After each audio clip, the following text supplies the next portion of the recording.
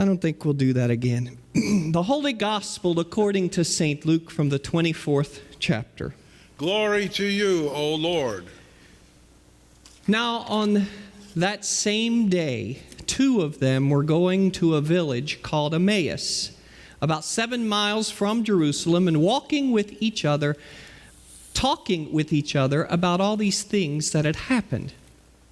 While they were talking and discussing, Jesus himself came near and went with them. But their eyes were kept from recognizing him. And he said to them, "What are you discussing with each other while walking along?" And they stood still, looking sad. Then one of them, whose name was Cleopas, answered him, "Are you the only stranger in Jerusalem who does not know the things that have taken place there in these days?" And he asked them, "What things?" And they replied, "The things about Jesus of Nazareth, who was a prophet, mighty in deed and word before God and all the people, and how our chief priests and leaders handed him over to be condemned to death and crucified him. But we had hoped that he was the one to redeem Israel. Yes, and besides all this, it is now the 3rd day since these things took place. Moreover, some women of our group astounded us. They were at the tomb early this morning, and when they did not find his body there, they came back and told us that they had indeed seen a vision of angels who said that Jesus was alive. Some of those who were with us went to the tomb and found it just as the women had said, but they did not see him." And Jesus said to them, "Oh, how foolish you are, and how slow of heart to believe all that the prophets have declared. Was it not necessary that the Messiah should suffer these things and then enter into his glory?" Then beginning with Moses and all the prophets, Jesus interpreted to them the things about himself in all the scriptures. As they came near the village to which they were going, he walked ahead as if he were going on. But they urged him strongly, saying, "Stay with us, because it's almost evening and the day is now nearly over." So he went in to stay with them. When he was at the table with them, he took bread, blessed and broke it, and gave it to them. Then their eyes were opened, and they recognized him, and he vanished from their sight. They said to each other, "Were not our hearts burning within us while he was talking to us on the road, while he was opening the scriptures to us?" That same hour, they got up and returned to Jerusalem, and they found the 11 and their companions gathered together.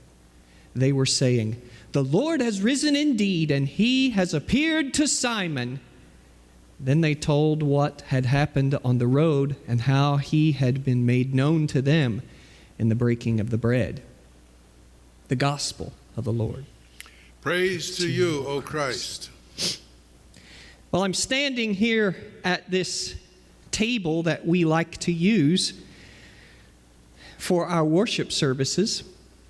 And I'm standing here because today is the gospel lesson for us about the walk to Emmaus, where the two disciples who are walking along don't recognize that Jesus is really walking with them, and the one who is asking them the questions and trying to get them to answer these questions is the very one who is the host and also the guest at this meal that we share.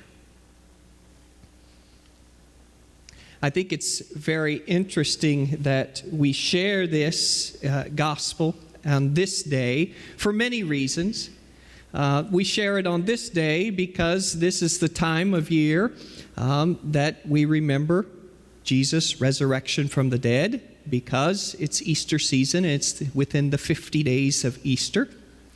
And every Sunday within the 50 days of Easter, indeed every Sunday, is a little Easter. But whenever we come together today, we hear this as if Jesus has just raised from the dead, just a few hours ago. And in our minds, we know that that can't be true. Jesus raised from the dead millennia ago. But somehow within the theology that we understand, or not, as it were, and somehow within God's own time, Jesus has just risen from the dead. And that makes all the difference in the world. But there's something I think that I have missed several times in this gospel that stuck out to me this time that probably would not have stuck out to me any other time. And it's because we're reading this gospel in the time of this coronavirus pandemic. Think about it for a moment. They're walking along, Cleopas and the other disciple, and as they're walking along, a man comes up to them that they don't recognize, and as he comes up to them and starts talking with them, he asks them what they're talking about, and they are astounded. How could you not know? Everybody's talking about this Jesus who just raised from the dead. The one who was crucified by the authorities, and then who now we went to the tomb this morning and found him gone. And the thing that I have missed several times is that the one who comes to them is not a ghost. It's not a spirit. It's a very real flesh and blood Jesus. It's Jesus really, truly raised from the dead, body and soul, in such a way that he is not recognized by these two disciples until he breaks the bread with them and shares the meal. Now, for me, that's very important. And for us, I hope that's very important also, because that means that Jesus not only entered into our lives as a baby, he became a baby. He went through all of life growing up and then died on the cross. But then he raised from the dead in a very real, fleshy way, in a way that no one had ever done before. And the thing that's very important for me in all of this, and I hope for you as well, is that Jesus raises from the dead after having gone through great suffering and death, reminding me that Jesus, no matter what, wants to be with us. No matter what, wants to be part of our human condition. No matter what the difficulty in life, the challenge, no matter even if it's the coronavirus, Jesus wants to be part of our condition. But that's not the only thing. The other issue in this is that Jesus comes out on the other side, totally victorious, raised from the dead, unable to be touched anymore by death and the sting of death itself. This is miraculous. I believe that this is the one thing that I have missed in this gospel for as many years as I have been reading it, because I want to read it and say, look, this gospel is nothing more than a template of what our worship is. We're walking along with Jesus as if we're walking along singing hymns and opening hymns. Jesus opens all the scriptures, and that's what we hear every Sunday. So we have Jesus walking along with us, and then scriptures, and then we have a meal together, and then after the meal, Jesus sends us out. That's exactly the template for what our worship is. Coming together, hearing the word, having the meal, going out. And I have always thought this is exactly what this gospel means for us. And yet, this time as I read it, I hear something different. And what I hear different is that this one Jesus, who does walk with us, who does open the scriptures to us, who does come to us in the meal and send us out, is not merely spirit within us, but is flesh and blood with us every day, beside us, behind us, before us, among us. Now, I don't know about you, but for me, I like for my friends to be people who I can see, flesh and blood. You know, if Neil were sitting over there at the piano and he were nothing but a spirit and I said something to him, I'd have my doubts whether he could actually touch the keys. If Ange back there, I asked her to turn the camera in a certain way and she were nothing but a spirit, I'd have my doubts she could turn the camera. But because they're flesh and blood, they can do the same kinds of things I can do. They can feel life the same way I feel life. They can see things the same way I see things.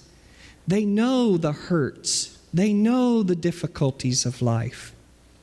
It's the same way with Jesus. He knows that we hurt.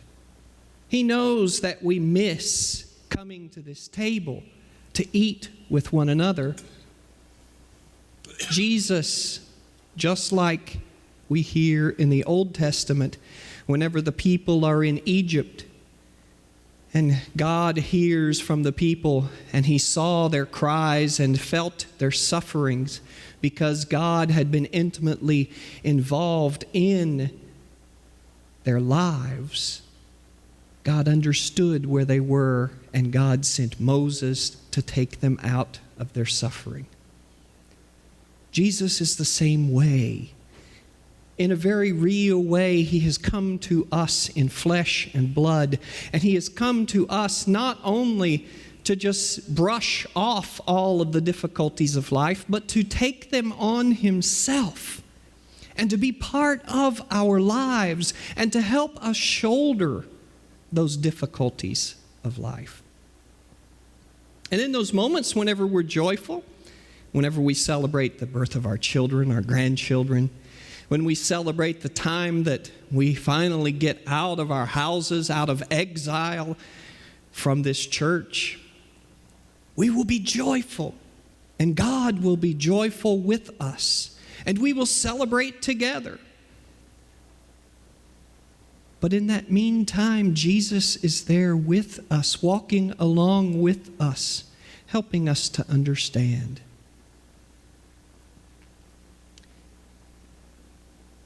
This is important for me because I have gotten emails from a couple of people who are wondering if we could do communion by internet. For me, that is a very difficult concept even to understand. Because for the way I read the scriptures, there has to be this real presence. And somehow me standing up here at this altar and speaking to you is real, and it's happening in real time unless you're watching something that is recorded, but still it's virtual. And for us to share a meal together, I have to be able to taste that meal with you. You have to be able to taste that meal with me. We have to be able to shake hands with one another, be with one another, be there in the presence of one another so that we can say that we were in the presence of something that was even holier than the two of us here.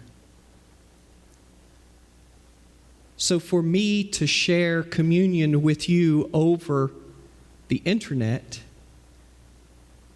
is not something that I can even understand, because it can't mean anything for you as much as it means for me, because I am here with the elements that are here and you are at home with something else. Jesus, with these disciples, sat at the meal with them. He took the bread with them. He broke the bread with them. He blessed the bread right there in their presence and gave it to them. And it's because of that, being with, gathering in the same place, that we have what is known as communion. You know, there's a word in Latin, compassio, which we get our word compassion from.